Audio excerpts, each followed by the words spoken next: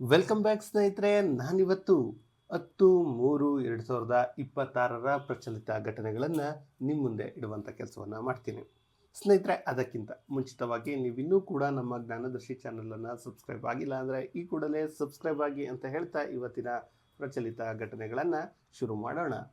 ಮೊದಲ ಪ್ರಶ್ನೆ ಹೀಗಿದೆ: ನೇಪಾಳದ ನೂತನ ಪ್ರಧಾನಮಂತ್ರಿಯಾಗಿ ಯಾರನ್ನು ಆಯ್ಕೆ ಮಾಡಲಾಗಿದೆ? ಇದಕ್ಕೆ ಸರಿಯಾದ ಉತ್ತರ ಬಲೇಂದ್ರ ಶಾ.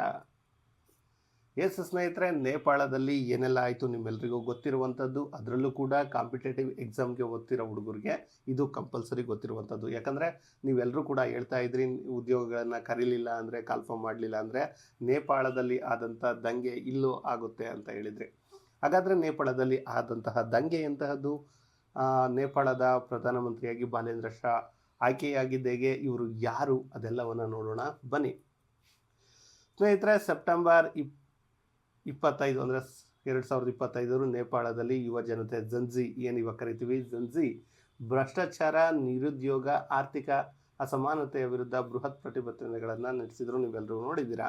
ಈ ಪ್ರತಿಭಟನೆಗಳ ಪರಿಣಾಮವಾಗಿ ಇದೇನಿರಲಿ, ಇದು ಕೇಳ್ತಾರೆ, ಹಳೆ ಯಾರು ಅಂದರೆ ಮಾಜಿ ಪ್ರಧಾನಮಂತ್ರಿ KP ಶರ್ಮಾ ಓಲಿ ರಾಜೀನಾಮೆಯನ್ನು ನೀಡಬೇಕಾಯಿತು. ಸಂಸತ್ತನ್ನು ವಿಸರ್ಜಿಸಲಾಯಿತು. ಆನಂತರ ಸುಶೀಲಾ ಕಾರ್ಕಿ ಎನ್ನುವಂಥವರು ಮಧ್ಯಂತರ ಪ್ರಧಾನಿಯಾಗಿ ಕಾರ್ಯನಿರ್ವಹಿಸಿದರು. ಇಲ್ಲಿ 3 ಹೆಸರು ಇಂಪಾರ್ಟೆಂಟು. KP ಶರ್ಮಾ ಓಲಿ ಅವರಿದ್ದಾಗ ಪ್ರತಿಭಟನೆ ಆಗುತ್ತೆ. ಅದಾದ ನಂತರ ಸುಶೀಲಾ ಕಾರ್ಕಿ ಎನ್ನುವರು ಅಧಿಕಾರವನ್ನು ವಹಿಸ್ಕೊಳ್ತಾರೆ. ಅದಾದ ಮೇಲೆ ಚುನಾವಣೆ ನಡೆಯುತ್ತೆ. ಆಮೇಲೆ ಈಗ ಬಾಲೇಂದ್ರ ಶಾ ಬಂದಿರುವಂಥದ್ದು. ಇನ್ನು ಚುನಾವಣೆ ಯಾವಾಗ ನಡೀತಪ್ಪ ಅಂದರೆ ಮಾರ್ಚ್ 5, 2026 ಇದು ನಡೆಯಿತು. ದೇಶದಲ್ಲಿ ಹೊಸ ಸರ್ಕಾರ ರಚನೆಯಾಗಿ ಮಾರ್ಚ್ 5 ಅದೇ ಚುನಾವಣೆ ನಡೆದಿದ್ದು ನಿಮಗೆ ಗೊತ್ತಿದೆ. ಈ ಚುನಾವಣೆಯಲ್ಲಿ ಕಠ್ಮಂಡುವಿನ ಮಾಜಿ ಮೇಯರ್ ಹಾಗೂ ಯುವ ನಾಯಕ ಬಲೇಂದ್ರ ಶಾ, ಅವ್ರನ್ನ ಬಾಲೇಂದ್ರ ಶಾ ಅಂತ ಕೂಡ ಕರೀತಾರೆ, ನೇತೃತ್ವದ ರಾಷ್ಟ್ರೀಯ ಸ್ವತಂತ್ರ ಪಾರ್ಟಿ RSP, ನೆನಪಲ್ಲಿಟ್ಕೊಳ್ಳಿ ಯಾವ ಪಾರ್ಟಿ, RSP ಭಾರಿ ಬಹುಮತದೊಂದಿಗೆ ಜಯ ಸಾಧಿಸಿದೆ. ನೇಪಾಳದ ಪ್ರಜಾಪ್ರಭುತ್ವದ ಇತಿಹಾಸದಲ್ಲಿಯೇ ಮೊದಲ ಬಾರಿಗೆ ಒಂದು ಪಕ್ಷ ಇಷ್ಟು ದೊಡ್ಡ ಬಹುಮತ ಪಡೆದುಕೊಂಡಿದೆ. ಅಂದರೆ 165 ಸ್ಥಾನದಲ್ಲಿ ನೋಡಿ, ಬರೋಬ್ಬರಿ 122 ಸ್ಥಾನಗಳನ್ನು ಪಡೆದುಕೊಂಡಿದೆ. ಇದು ಇಂಪಾರ್ಟೆಂಟ್. ಇನ್ನು ದಶಕಗಳಿಂದ ನೇಪಾಳ ರಾಜಕೀಯವನ್ನು ಆಳುತ್ತಿದ್ದ ನೇಪಾಳಿ ಕಾಂಗ್ರೆಸ್ ಏನಿದೆ ಮತ್ತು ಕಮ್ಯುನಿಸ್ಟ್ ಪಾರ್ಟಿ ಆಫ್ ನೇಪಾಳ್ ಏನಿದೆ, ಇವುಗಳು ಹೀನಾಮಾನ ಅಂದರೆ ಚುನಾವಣೆಯಲ್ಲಿ ಮುಖಭಂಗವನ್ನು ಅನುಭವಿಸಿವೆ. ಇನ್ನು ಯುವ ಜನತೆ ಪ್ರಭಾವ. ಈ ಚುನಾವಣೆಯು ನೇಪಾಳದ ರಾಜಕೀಯದಲ್ಲಿ ಹೊಸ ಶಕೆಯ ಆರಂಭವನ್ನು ಸೂಚಿಸುತ್ತದೆ. ಯುವ ಜನರು ಭ್ರಷ್ಟಾಚಾರ ಮುಕ್ತ ಆಡಳಿತ, ಉತ್ತಮ ಆರ್ಥಿಕತೆ, ಪಾರದರ್ಶಕತೆಗಾಗಿ ಹೊಸ ನಾಯಕರನ್ನು ಬೆಂಬಲಿಸಿದ್ದಾರೆ. ನೇಪಾಳವು ಫೆಡರಲ್ ಡೆಮೊಕ್ರೆಟಿಕ್ ರಿಪಬ್ಲಿಕ್ ಅಂದರೆ ಸಂಯುಕ್ತ ಪ್ರಜಾಸತ್ತಾತ್ಮಕ ಗಣರಾಜ್ಯ ವ್ಯವಸ್ಥೆಯನ್ನು ಹೊಂದಿದೆ. 2008 ತನ್ನ ರಾಜಪ್ರಭುತ್ವವನ್ನು ಕೊನೆಗೊಳಿಸಿತು. ಇದು ನಿಮಗೆ ಗೊತ್ತಿರಲಿ. ಇನ್ನು ಇಲ್ಲಿ ಕೆಳಮನೆ ಮೇಲ್ಮನೆ ಅಂತಿದೆ. ಹೌಸ್ ಆಫ್ ರೆಪ್ರೆಸೆಂಟೇಟಿವ್ ಮತ್ತು ಕೆಳಮನೆ ಏನಿದೆ, ಒಟ್ಟು ಸದಸ್ಯರು 275. ನೇರವಾಗಿ ಆಯ್ಕೆಯಾಗುವಂಥವ್ರು, ಈ ಚುನಾವಣೆ ನಡೆದಿದ್ದು 65. ಇನ್ನು 110 ಸದಸ್ಯರೇನಿದ್ದಾರೆ ಅವರನ್ನು ನಮ್ಮ ರಾಜ್ಯಸಭೆಗೆ ಆಯ್ಕೆ ಮಾಡ್ತೀವಲ್ಲ, ಆ ರೀತಿ. ಸ್ನೇಹಿತರೆ, ಕ್ಲಿಯರಾಗಿ ಅರ್ಥ ಆಯ್ತಾ? ಇಲ್ಲಿ ಅಂದರೆ ಇವಾಗ ಚುನಾವಣೆ ನಡೆದಿದೆ. ಬಲೇಂದ್ರ ಶಾ ಪ್ರಧಾನಮಂತ್ರಿಯಾಗಿದ್ದಾರೆ. KP ಶರ್ಮಾ ಓಲಿ ಇದ್ದರು, ಆಮೇಲೆ ಸುಶೀಲ್ ಬಂದರು. ಈಗ ಚುನಾವಣೆ ನಡೀತು, ಬಲೇಂದ್ರ ಶಾ ಬಂದಿದ್ದಾರೆ. ಇನ್ನು ಒಂದು ಇತಿಹಾಸವನ್ನೇ ಬರೆದಿದೆ. 165 ಸೀಟ್ಗಳ ಚುನಾವಣೆಯಲ್ಲಿ 122 ಕ್ಷೇತ್ರಗಳನ್ನು ಗೆದ್ದಿರುವಂಥದ್ದು ಇದು. ಮತ್ತು ಈತ ಯಾರು ಅಂದರೆ ಈ ಪ್ರಧಾನಿಯಾಗಿದ್ದಾರಲ್ಲ, ಇವ್ರು ಯಾರು ಅಂದರೆ ಒಬ್ಬ ರ್ಯಾಪರ್, ಅಂದರೆ ಸಾಂಗ್ಗಳನ್ನು ಹೇಳ್ತಾರಲ್ಲ ಅವರು, ರ್ಯಾಪರ್. ಕೇವಲ 35 ವರ್ಷ ಈತನಿಗೆ. ಎಷ್ಟು? ಕೇವಲ 35 ಇಯರ್ಸ್. ಅರ್ಥ ಆಗಿದೆ ಅಂದ್ಕೊಳ್ತೀನಿ. ಯಾವ ಪಕ್ಷ ಅಂದರೆ ರಾಷ್ಟ್ರೀಯ ಯಾವ ಪಕ್ಷ ಅದು ಅವರದ್ದು ಹೆಸರು ರಾಷ್ಟ್ರೀಯ ಸ್ವತಂತ್ರ ಪಾರ್ಟಿ ಎನ್ನುವಂಥದ್ದು. ಇದೆಲ್ಲವನ್ನು ನಾವೀಗ ಸಿಂಪಲಾಗಿ ಒಂದು ಇನ್ಫೋಗ್ರಾಫಿಕ್ಸಲ್ಲಿ ನೋಡಿಬಿಡೋಣ. ಓಕೆ, ನೋಡಿ, ಈಗ ನಿಮಗೆ ಅರ್ಥ ಆಗುತ್ತೆ. ನೇಪಾಳವು ಪ್ರಜಾಪ್ರಭುತ್ವದ ಹೊಸ ಮುಂಚಾವು ಅಂದರೆ 2026 ಐತಿಹಾಸಿಕ ಬದಲಾವಣೆ. ಅಂದರೆ ಇಲ್ಲಿ ಯಾಕೆ ಕೇಳ್ತಾನೆ, ಎಕ್ಸ್ಪ್ಲನೇಷನ್ ಕೇಳಿದ್ರೆ ಯಾವಾಗ ಒಂದು ಇದು ನಡೀತು ಪ್ರತಿಭಟನೆ ಅಂದರೆ 2025 ಸೆಪ್ಟೆಂಬರ್ನಲ್ಲಿ ನಡೆಯುತ್ತೆ. ಅದು ಜನ್ಜಿ ಹೋರಾಟ ಅಂತ ಕೂಡ ಕರೆಯಲಾಗುತ್ತೆ. ಹೋಗಿದ್ದವರು KP ಶರ್ಮಾ ಓಲಿ. ಇನ್ನು ಬದಲಾದಂಥ ನಾಯಕತ್ವ, ಯಾಕಂದರೆ ಯುವ ಜನರು ಬರಬೇಕು ಎನ್ನುವಂಥದ್ದು. ಇಲ್ಲಿ ನೋಡಿ ಯಾವ ಪಕ್ಷ ಅಂದರೆ RSP ಪಕ್ಷ ಎನ್ನುವಂಥದ್ದು. ಇಲ್ಲಿ ನೋಡಿ, ರಾಷ್ಟ್ರೀಯ ಸ್ವತಂತ್ರ ಪಾರ್ಟಿ, ಇದು ಇಂಪಾರ್ಟೆಂಟ್. 165 ಸ್ಥಾನಗಳಲ್ಲಿ ಎಷ್ಟು ಕ್ಷೇತ್ರಗಳನ್ನು ಗೆದ್ದಿದೆ? ಒಟ್ಟು 122 ಕ್ಷೇತ್ರಗಳನ್ನು ಗೆದ್ದಿರುವಂಥದ್ದು. ಇನ್ನು ಹಳೆಯ ಪಕ್ಷಗಳು ಯಾವುದಂತ ನೇಪಾಳಿ ಕಾಂಗ್ರೆಸ್ ಮತ್ತು CPN ಮತ್ತು UML ಹೀನಾಯ ತೀವ್ರ ಮುಖಭಂಗ ಅನುಭವಿಸಿವೆ. ಯುವ ಶಕ್ತಿಗೆ ಸಿಕ್ಕ ಗೆಲುವು ಅನ್ನುವಂಥದ್ದು. ಇನ್ನು ಇಲ್ಲಿ ಗೊತ್ತಿದೆಯಲ್ಲ, ನೇಪಾಳ ಸಂಸತ್ನಲ್ಲಿ 165 ಸೀಟಿಗೆ ನೇರ ಚುನಾವಣೆ ನಡೆಯುತ್ತೆ. 110 ಜನರನ್ನು ರೆಪ್ರೆಸೆಂಟ್ ಮಾಡ್ತಾರೆ. ಒಟ್ಟು 275 ಇರುವಂಥದ್ದು. ಇದರಲ್ಲಿ 122 ಜನ ಗೆದ್ದಿದ್ದಾರೆ. ಓಕೆ, ಕ್ಲಿಯರ್ ಆಗಿದೆ ಅಂದ್ಕೊಳ್ತೀನಿ. ಇದು ಮುಂದಿನ ಪ್ರಶ್ನೆಗೆ ಹೋಗೋಣ. ಓಕೆ, ಇನ್ನು ಮುಂದಿನ ಪ್ರಶ್ನೆ ಹೀಗಿದೆ. ವಿಶ್ವ ಬೊಜ್ಜು ಒಕ್ಕೂಟ ವರ್ಲ್ಡ್ ಒಬೆಸಿಟಿ ಫೆಡರೇಷನ್ 2026ರ ಒಂದು ವರದಿಯನ್ನು ಬಿಡುಗಡೆ ಮಾಡಿದ್ದು, ಮಕ್ಕಳಲ್ಲಿ ಬೊಜ್ಜು ಹೆಚ್ಚಾಗಿದ್ದು ಭಾರತ 2ನೇ ಸ್ಥಾನದಲ್ಲಿ ಇದನ್ನು ಬಿಡುಗಡೆ ಮಾಡುವ ಸಂಸ್ಥೆ. ಕ್ವಶನಲ್ಲಿ ಹೇಳಿದ್ದೀನಿ. ಓಕೆ, ಯಾವುದಪ್ಪ ಅಂದರೆ ವಿಶ್ವ ಬೊಜ್ಜು ಒಕ್ಕೂಟ. ಆ್ಯಕ್ಚುಲಿ ಭಾರತ 2ನೇ ಸ್ಥಾನದಲ್ಲಿ ಯಾವ ಒಕ್ಕೂಟ ಬಿಡುಗಡೆ ಮಾಡುತ್ತಾರೆ ಅನ್ನುವಂಥದ್ದು ಪ್ರಶ್ನೆ ಆಗಬೇಕಿತ್ತು. ಓಕೆ, ಇಲ್ಲಿ ಮಾಹಿತಿಯನ್ನು ನಾವು ತಿಳ್ಕೊಳ್ಳೋಣ. ಓಕೆ, ಎಸ್ ಸ್ನೇಹಿತರೆ, ವಿಶ್ವ ಬೊಜ್ಜು ಒಕ್ಕೂಟ ವರ್ಲ್ಡ್ ಒಬೆಸಿಟಿ ಫೆಡರೇಷನ್ ಪ್ರತಿ ವರ್ಷ ಬೊಜ್ಜು ದಿನವನ್ನು ಆಚರಿಸ್ತಾರೆ. ಅದು ಎಂದರೆ ಮಾರ್ಚ್ 4ರಂದು ವಿಶ್ವ ಬೊಜ್ಜು ಅಟ್ಲಾಸ್ ಎನ್ನುವಂತಹ ವರದಿಯನ್ನು ಬಿಡುಗಡೆ ಮಾಡಿದೆ. ಈ ವರದಿಯ ಜಾಗತಿಕವಾಗಿ ಬೊಜ್ಜಿನ ಪ್ರಮಾಣ ಮತ್ತು ಆರ್ಥಿಕ ಹಾಗೂ ಆರೋಗ್ಯದ ಮೇಲಿನ ಪರಿಣಾಮಗಳ ಮುನ್ಸೂಚನೆ ಸೂಚಿಸುತ್ತೆ. ಭಾರತದ ಸ್ಥಿತಿ ಏನಿದೆ ಅಂದರೆ ತುಂಬ ಕೆಟ್ಟದಾಗಿದೆ. ಭಾರತವು ಅತಿ ಹೆಚ್ಚು ಬೊಜ್ಜನ್ನು ಹೊಂದಿರುವಂತಹ ಮಕ್ಕಳ ಸಂಖ್ಯೆಯಲ್ಲಿ ಜಾಗತಿಕವಾಗಿ 2ನೇ ಸ್ಥಾನವನ್ನು ಪಡೆದುಕೊಂಡಿದೆ. 4.1 ಕೋಟಿ ಶಾಲಾ ವಯಸ್ಸಿನ ಮಕ್ಕಳಲ್ಲಿ ಬೊಜ್ಜು ಇದೆ. ಬಾಡಿ ಮಾಸ್ ಇಂಡೆಕ್ಸನ್ನು ಹೊಂದಿದ್ದಾರೆ ಅಂತ ವರದಿಯಾಗಿದೆ. ಇನ್ನು ಟಾಪಲ್ಲಿ ಯಾರಿದ್ದಾರೆ? ನಾವೇ ಸೆಕೆಂಡ್ ಸ್ಥಾನದಲ್ಲಿದ್ದರೆ ಟಾಪಲ್ಲಿ ಯಾರಿದ್ದಾರೆ ಅಂದರೆ ನಮ್ಮ ಪಕ್ಕದ ಯಾವುದಿದೆ, ಚೀನಾ 2ನೇ ಸ್ಥಾನ, ಮೊದಲನೇ ಸ್ಥಾನವನ್ನು ಪಡೆದುಕೊಂಡಿದೆ. ಇನ್ನೊಂದು ವಿಚಾರ, ಆಘಾತಕಾರಿ ವಿಚಾರ ಅಂದರೆ ಇತಿಹಾಸದಲ್ಲಿಯೇ ಮೊದಲ ಬಾರಿಗೆ ಕಡಿಮೆ ತೂಕ ಹೊಂದಿರೋರಿಗಿಂತ ಹೆಚ್ಚು ತೂಕ ಅಂದರೆ ಬೊಜ್ಜು ಹೊಂದಿರೋರೇ ಜಾಸ್ತಿ ಆಗಿದ್ದಾರೆ ಎನ್ನುವಂಥದ್ದು ಇತಿಹಾಸವನ್ನು ಹೇಳ್ತಿದ್ದಾರೆ. 2030ರ ವೇಳೆಗೆ 100 ಕೋಟಿ ಜನ ಬೊಜ್ಜಿನೊಂದಿಗೆ ಬದುಕ್ತಾರೆ ಅನ್ನುವಂಥ ಒಂದು ಇದನ್ನು ಕೂಡ ಇದು ಬಿಡುಗಡೆ ಮಾಡಿದೆ. ಬೊಜ್ಜಿನಿಂದ ಆರೋಗ್ಯದ ಮೇಲೆ ಆಗುವಂಥ ಪರಿಣಾಮಗಳು ನಿಮಗೆ ಗೊತ್ತಿದೆ. ಮಧುಮೇಹ ರೋಗ ಅಂದರೆ ಸಕ್ಕರೆ ಕಾಯಿಲೆ, ಕ್ಯಾನ್ಸರು, ಹೃದ್ರೋಗ, ಪಾರ್ಶ್ವವಾಯು ಅಂತಹ ಕಾಯಿಲೆಗಳು ಬರುತ್ತೆ. ವಾರ್ಷಿಕವಾಗಿ 15 ಲಕ್ಷಕ್ಕೂ ಹೆಚ್ಚು ಅಕಾಲಿಕ ಮರಣಗಳು ಇದರಿಂದ ಆಗ್ತಿದೆ. ಇನ್ನು ಭಾರತದಲ್ಲಿ ಎಷ್ಟೆಷ್ಟಿದೆ ಅಂತ ಸಂಖ್ಯೆ ನೋಡೋದಾದರೆ 1 ರಿಂದ 9 ವರ್ಷದೊಳಗಡೆ ಅಂದರೆ 14.9 ಮಿಲಿಯನ್, 10 ರಿಂದ 19 ವರ್ಷದೊಳಗಡೆ 26 ಮಿಲಿಯನ್. ಇನ್ನು ವಿಶ್ವದಲ್ಲಿ 5 ರಿಂದ 19 ಟೋಟಲ್ ನೋಡೋದಾದರೆ 20.9% ಬೊಜ್ಜು ಹೊಂದಿರೋ ಮಕ್ಕಳಿದ್ದಾರೆ ಅಂತ. ಇನ್ನು ಈ ಉದ್ದೇಶ, ಈ ಅಟ್ಲಾಸ್ ಬಿಡುಗಡೆಯ ಉದ್ದೇಶ ಏನಂದರೆ ಬೊಜ್ಜಿನ ಬಗ್ಗೆ ಅರಿವು ಮೂಡಿಸುವುದು, ನೀತಿ ನಿರೂಪಣೆ ಮಾಡುವಂಥದ್ದು, ಅಗತ್ಯ ಕ್ರಮಗಳನ್ನು ಕೈಗೊಳ್ಳುವುದು. ಇನ್ನು ಮಾರ್ಚ್ 4ರಂದು ವಿಶ್ವ ಬೊಜ್ಜು ದಿನವನ್ನು ಆಚರಿಸ್ತಾರೆ. ಇದು ಕೂಡ ಇಂಪಾರ್ಟೆಂಟ್. ಐ ಥಿಂಕ್ ಅರ್ಥ ಆಗಿದೆ ಅಂದ್ಕೊಂಡಿದ್ದೀನಿ ಸ್ನೇಹಿತರೆ. ಇದನ್ನು ಇನ್ಫೋಗ್ರಾಫಿಕ್ಸಲ್ಲಿ ನೋಡ್ಬಿಡೋಣ. ವಿಶ್ವ ಬೊಜ್ಜು ಅಟ್ಲಾಸ್ ಭಾರತದ ಜಾಗತಿಕ ಪ್ರವೃತ್ತಿಗಳ ಒಂದು ನೋಟ. ಪ್ರತಿ ವರ್ಷ ಮಾರ್ಚ್ 4ರಂದು ವಿಶ್ವ ಬೊಜ್ಜು ಒಕ್ಕೂಟ ದಿನವನ್ನು ಆಚರಣೆ ಮಾಡಲಾಗುತ್ತೆ. ಅವತ್ತು ಇದನ್ನು ಅಟ್ಲಾಸನ್ನು ಬಿಡುಗಡೆ ಮಾಡಲಾಗಿದೆ. ಯಾವುದು? ವಿಶ್ವ ಬೊಜ್ಜು ಒಕ್ಕೂಟ.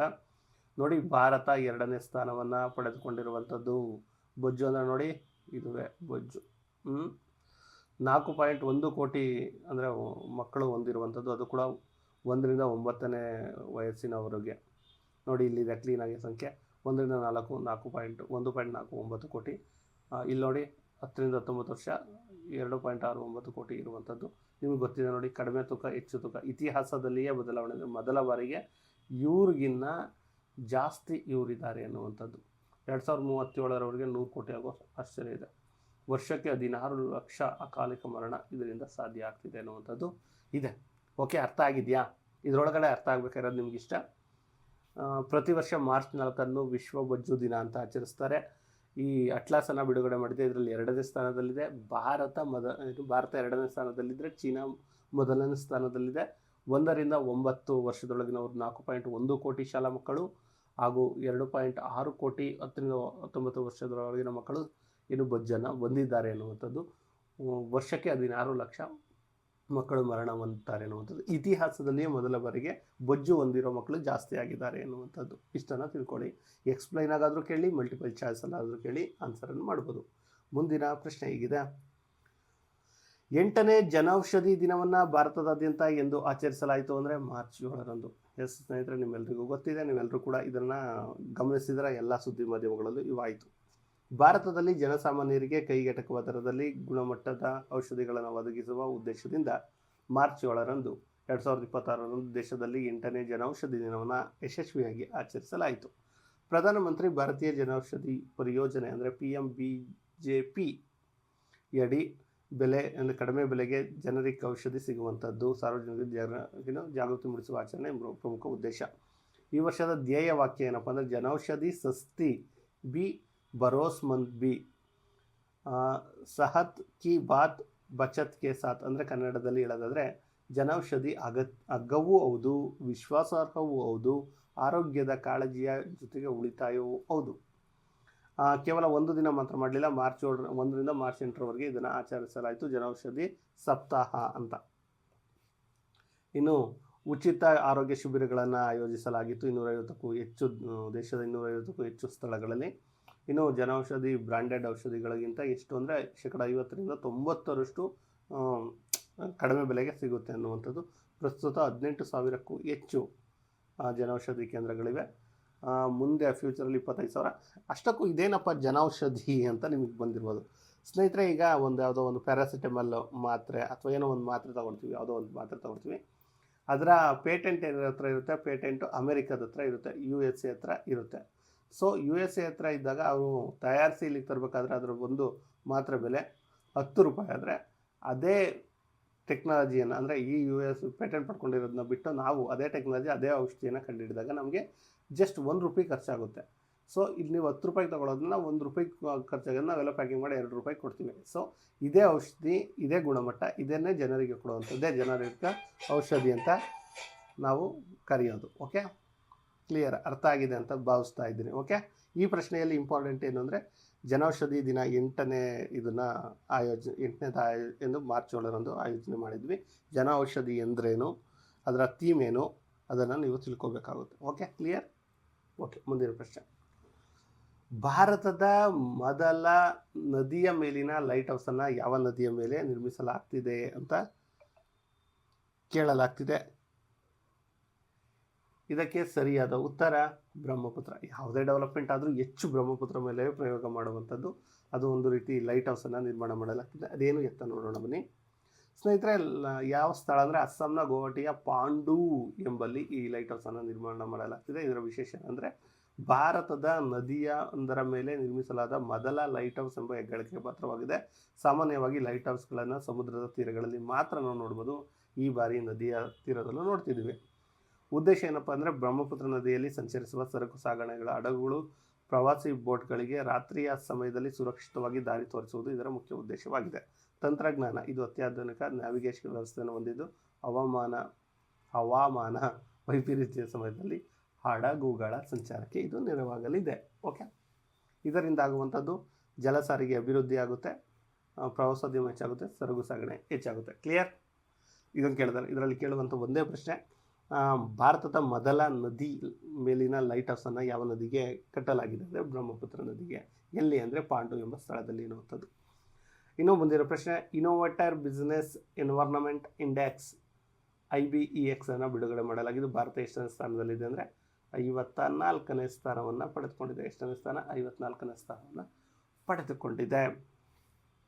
ಡೀಟೇಲ್ಸನ್ನು ನೋಡೋಣ ಸ್ನೇಹಿತರೆ. ಇತ್ತೀಚಿನ ವರದಿಗಳ ಪ್ರಕಾರ ಸ್ಟಾರ್ಟಪ್ ಬ್ಲಿಂಕ್ ಇದನ್ನು ಬಿಡುಗಡೆ ಮಾಡಿದ್ದು ಇನ್ನೋವೇಟರ್ ಬಿಸ್ನೆಸ್ ಎನ್ವೈರ್ನಮೆಂಟ್ ಇಂಡೆಕ್ಸ್ 2026ರ ಪಟ್ಟಿಯಲ್ಲಿ ಭಾರತವು 54ನೇ ಸ್ಥಾನವನ್ನು ಪಡೆದುಕೊಂಡಿದೆ.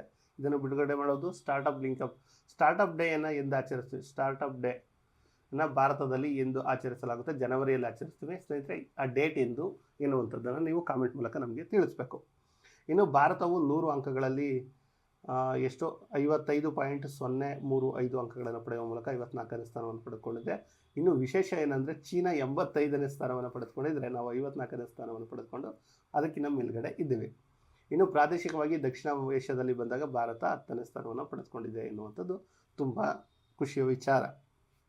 ಇನ್ನು ಇದನ್ನು ಇನ್ನೋವೇಟರ್ ಇಂಡೆಕ್ಸ್ ಅಂದರೆ ಕಂಟೆಂಟನ್ನು ಕ್ರಿಯೇಟ್ ಮಾಡೋದು. ಈಗ ನಾನು ಇದನ್ನೆಲ್ಲವನ್ನು ಕಂಟೆಂಟ್ ಮಾಡಿ ನಿಮಗೆ ಕೊಡ್ತಾ ಇದ್ದೀನಲ್ಲ, ಇದುವೇ ಕಂಟೆಂಟ್. ಅಂಥವ್ರು ಎಷ್ಟು ಅಂದರೆ ಅಮೇರಿಕಾದಲ್ಲಿ ಅತಿ ಹೆಚ್ಚು ಜನ ಇರುವಂಥದ್ದು. ನಾವು 54ನೇ ಸ್ಥಾನವನ್ನು ಪಡೆದುಕೊಂಡಿದ್ದೀವಿ. ಇದನ್ನು ಇನ್ಫೋಗ್ರಾಫಿಕ್ಸಲ್ಲಿ ನೋಡೋಣ. ಜಾಗತಿಕ ನಾವೀನ್ಯತಾ ವ್ಯವಹಾರ ಸೂಚ್ಯಂಕ ಭಾರತದ ಸ್ಥಾನನೇ ನೋಡಿ 54ನೇ ಸ್ಥಾನವನ್ನು ಪಡೆದುಕೊಂಡಿದೆ. ಅಂಕ 50 ಪಾಯಿಂಟ್ ಇದೆಲ್ಲವೂ ಇಲ್ಲಿದೆ. ಇನ್ನು ಸೂಚ್ಯಂಕದ ಮಾನದಂಡಗಳು ಯಾರಪ್ಪ ಅಂದರೆ ಸುಲಭ ವ್ಯಾಪಾರ, ಅವಕಾಶಗಳ ಹೂಡಿಕೆ, ತೆರಿಗೆ ನೀತಿಗಳು, ಡಿಜಿಟಲ್ ಮೂಲಸೌಕರ್ಯ, ಇವೆಲ್ಲವೂ ಕೂಡ ಇಂಪಾರ್ಟೆಂಟ್ ಆಗಿರುವಂಥದ್ದು. ಸುಲಭ ವ್ಯಾಪಾರ ಇವೆಲ್ಲವನ್ನು ಇಲ್ಲಿ ಶ್ರೇಣಿ ನೀಡಲಾಗುತ್ತೆ. ಒಟ್ಟು 30 ಇರುತ್ತೆ. 30 ಅಂಶಗಳನ್ನು ಇಲ್ಲಿ ಆಯ್ಕೆ ಮಾಡ್ಕೊಂಡೋಗಿರ್ತಾರೆ. ಖುಷಿ ವಿಚಾರ ಇಲ್ಲಿ ನೋಡಿ, ಚೀನಾಗಿಂದ ನಾವು ಟಾಪಲ್ಲಿದ್ದೀವಿ. ಇನ್ನು ದಕ್ಷಿಣ ಏಷ್ಯಾದಲ್ಲಿಯೇ ನಂಬರ್ 1 ಅಂತ ಇದೆ, 10ನೇ ಸ್ಥಾನ. ಹೌದು, ಭಾರತವು ದಕ್ಷಿಣ ಏಷ್ಯಾದ ಮೊದಲ ಸ್ಥಾನದಲ್ಲಿ, ಏಷ್ಯಾ ಪೆಸಿಫಿಕ್ ವಲಯದಲ್ಲಿ 10ನೇ ಸ್ಥಾನ, ದಕ್ಷಿಣ ಏಷ್ಯಾದಲ್ಲಿ ನಾವು ಮೊದಲನೇ ಸ್ಥಾನದಲ್ಲಿದ್ದೀವಿ. ಓಕೆ, ಜಾಗತಿಕ ಅಗ್ರಗಣ್ಯ ದೇಶಗಳು ಯಾವುವು ಅಂತ ಹುಡುಕಿದಾಗ ಅಮೇರಿಕಾ ಟಾಪಲ್ಲಿ ಇರುವಂಥದ್ದು, ಸಿಂಗಾಪುರ 2ನೇ ಸ್ಥಾನವನ್ನು, UK 3ನೇ ಸ್ಥಾನವನ್ನು ಪಡೆದುಕೊಂಡಿದೆ ಅನ್ನುವಂಥದ್ದು ಇದು. ಸ್ನೇಹಿತರೆ, ಇದಾಗಿತ್ತು ಇವತ್ತಿನ ಕರೆಂಟ್ ಅಫೇರ್ಸ್. ಈ ಕರೆಂಟ್ ಅಫೇರ್ಸ್ ಹೇಗನ್ನಿಸ್ತು ಸ್ನೇಹಿತರೆ? ಯಾರಾದರೂ ಕರೆಂಟ್ ಅಫೇರ್ಸ್ಗೆ ಏನು ಕ್ಲಾಸನ್ನು ಹುಡುಕ್ತಾ ಇದ್ದರೆ, ನಿಮ್ಮ ಸ್ನೇಹಿತರು ಯಾರಾದರೂ ಕಾಂಪಿಟೇಟಿವ್ ಎಕ್ಸಾಮ್ಸ್ಗೆ ಓದ್ತಾ ಇದ್ದರೆ ಅವರಿಗೆ ಇದೇ ಚಾನಲನ್ನು ರೆಫರ್ ಮಾಡಿ ಅಂತ ಹೇಳ್ತಾ ಇವತ್ತಿನ ಈ ವಿಡಿಯೋನ ಇಲ್ಲಿಗೆ ಎಂಡ್ ಮಾಡ್ತಿದ್ದೇನೆ. ಧನ್ಯವಾದಗಳು. ಜೈ ಕರ್ನಾಟಕ.